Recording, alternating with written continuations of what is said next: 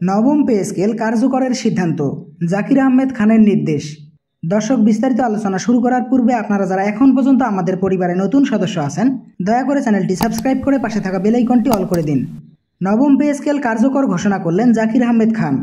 জাতীয় নবম পে স্কেলে আনা হয়েছে গুরুত্বপূর্ণ একটি পরিবর্তন। পুরনো 20 গ্রেডের জায়গায় এবার থাকবে 12 গ্রেড। এতে করে পদোন্নতি, কর্মক্ষমতা মূল্যায়ন ও বেতন কাঠামোর জটিলতা অনেকটাই কমে আসবে বলে মনে করছেন বিশ্লেষকরা।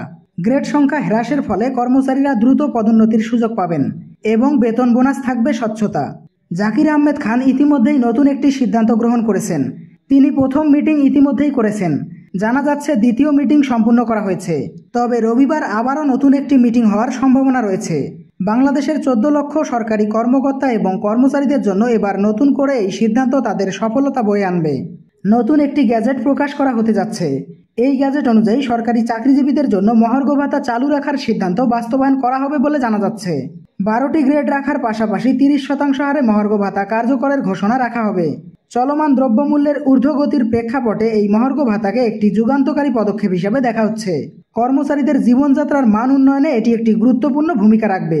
সূত্র জানিয়েছে, নবম পে স্কেল কার্যকর করার পাশাপাশি গ্যাজেটের মাধ্যমে বিভিন্ন ভাতা উল্লেখ থাকবে। বিশেষ করে চিকিৎসা ভাতা, উৎসব ভাতা এবং যাতায়াত ভাতা বৃদ্ধি পাচ্ছেন উল্লেখযোগ্য হারে। দর্শক, ভিডিওটি চলাকালীন সময় বরাবরই ছোট্ট একটি রিকোয়েস্ট করতেছি, যারা এখন পর্যন্ত আমাদের চ্যানেলটি সাবস্ক্রাইব করেননি, দয়া করে সাবস্ক্রাইব করে পাশে থাকা বেল আইকনটি অল করে দিন। গ্যাজেট প্রকাশের সঙ্গে সঙ্গে সকল মন্ত্রণালয়, বিভাগ এবং অধিদপ্তরকে নির্দেশনা দেওয়া হয়েছে যে নবম পে স্কেলের আলোকে কাজ শুরু করার জন্য এখন চলছে বাস্তবায়নের প্রস্তুতি। গ্যাজেট প্রকাশিত হওয়ার পরের ধাপ হলো সংশ্লিষ্ট সকল অফিসে এই নির্দেশনা পৌঁছানো এবং নির্ধারিত সময়ের মধ্যে এটি বাস্তবায়ন করা।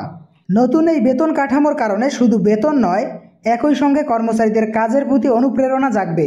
পূর্বের 11 থেকে 20তম গ্রেডের যারা কর্মচারী আছেন, তাদের বেতন বৃদ্ধি হওয়ার সঙ্গে সঙ্গে তারা সচ্ছলভাবে জীবনযাপন করতে পারবেন।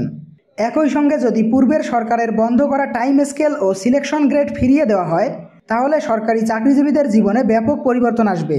কেননা সরকারি চাকরিজীবীরা নবম পে স্কেলের আওতায় বেতন পাচ্ছেন এবং সিলেকশন গ্রেড টাইম স্কেল তাদের বেতনের সঙ্গে যোগ হচ্ছে। এছাড়াও মহার্ঘ ভাতা প্রতি মাসে 30% হারে পাচ্ছেন। বিভিন্ন সূত্র থেকে জানা যাচ্ছে, জাকির আহমেদ খান নতুন একটি খসড়া তৈরি করেছেন। অনুমোদনের জন্য এই খসড়া আগামী 24 তারিখের পরবর্তী সময়ে অর্থ মন্ত্রণালয়ে পাঠানো হবে। অর্থ মন্ত্রণালয় খুব দ্রুত সময়ের মধ্যে তাদের দিক নির্দেশনা অনুযায়ী কাজ করবেন। 14 লক্ষ সরকারি চাকরিজীবীদের জন্য নতুন এই প্রস্তাবনা পাশ করার জন্য কাজ করে যাচ্ছেন অর্থ মন্ত্রণালয় এবং পে কমিশনের চেয়ারম্যান জাকির আহমেদ খান। দর্শক, আজকের ভিডিওটি এই পর্যন্তই। আশা করি ভিডিওটি থেকে অনেক গুরুত্বপূর্ণ তথ্য জানতে পেরেছেন। সরকারি চাকরিজীবীদের নবম পে স্কেল, মহার্ঘ ভাতা সহ যাবতীয় আপডেট সবার আগে জানতে আমাদের চ্যানেলটি সাবস্ক্রাইব করে পাশে থাকা বেল আইকনটি অল করে দিন।